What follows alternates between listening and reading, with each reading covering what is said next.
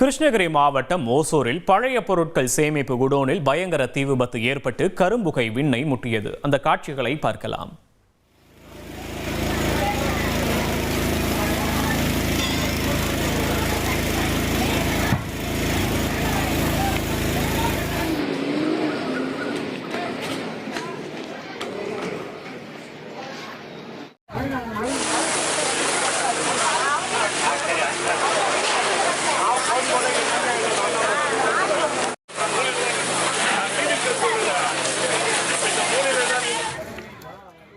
விவரங்களை செய்தியாளர் ஜேசுராஜ் வழங்க கேட்கலாம். ஜேசுராஜ் வணக்கம். தீயை அணைக்கும் மணி எந்த நிலையில் இருக்கு ஜேசுராஜ்? தற்போதைய நிலவரம் என்னங்க? விவரங்களை பதிவு பண்ணலாம்.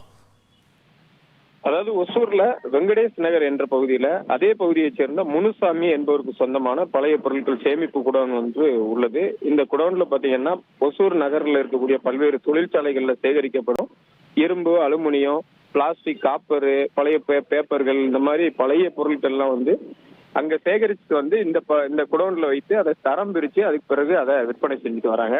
அதே மாதிரி இந்த குடோனுக்கு வெளியவும் நிறைய பொருட்களை அங்கங்கே போட்டிருக்காங்க. அந்த வெளியே போட்டிருந்த அந்த பழைய பொருட்கள்ல இன்னைக்கு காலையில திடீர்னு தீ பிடிச்சிருக்கு. அந்த தீ மளமளவனா பயங்கரமா அங்க பற்றி எறிந்ததுனால அந்த அக்கம் பக்கத்துல இருக்கக்கூடிய வீடுகள்ல இருக்கிறவங்க அதை பார்த்துட்டு உடனடியா அந்த உரிமையாளருக்கும் தீயணைப்பு துறையினருக்கும் தகவல் அளிச்சிருக்காங்க. சம்பவ இடத்திற்கு ஒசூர் தீயணைப்பு துறை 2 வாகனங்கள்ல தீயை அணைக்கும் பணிகள்ல ஈடுபட்டாங்க. சுமார் 2 மணி நேரத்துக்கு மேலாக தீயை போராடி தீயை அணைத்தனர்.